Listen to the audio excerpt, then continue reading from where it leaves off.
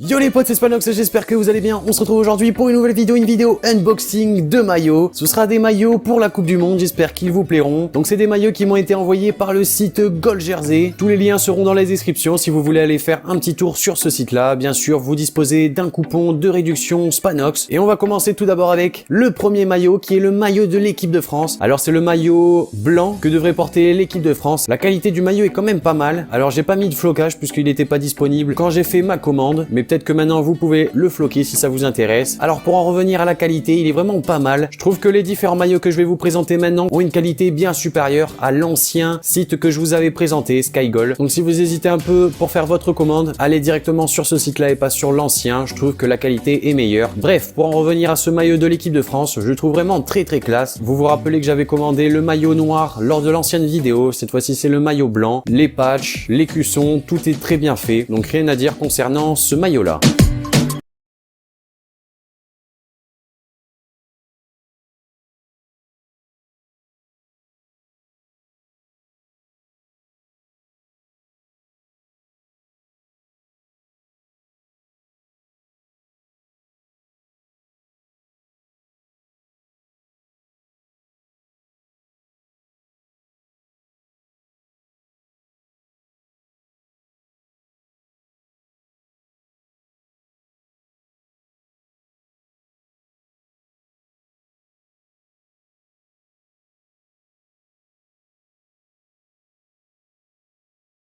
Ensuite, le maillot de l'Espagne. Le maillot de l'Espagne est vraiment pas mal également. J'ai floqué le joueur du Barça, Andrés Iniesta, floqué numéro 6. Et un peu à l'image du maillot de l'équipe de France, je trouve qu'il est vraiment très bien fait dans les finitions. Alors comme vous pouvez le voir, j'ai rajouté les patchs de la Coupe du Monde, également les patchs Respect. Tout est très bien fait au niveau du flocage également, il est pas mal. Je me suis dit pourquoi pas prendre le maillot de l'Espagne, ils ont vraiment une très belle équipe. Ajouter à cela le nouveau maillot qui est vraiment pas mal avec ses couleurs bleues et jaunes que d'un côté. Alors n'hésitez pas à me dire ce que vous en pensez de ce maillot là.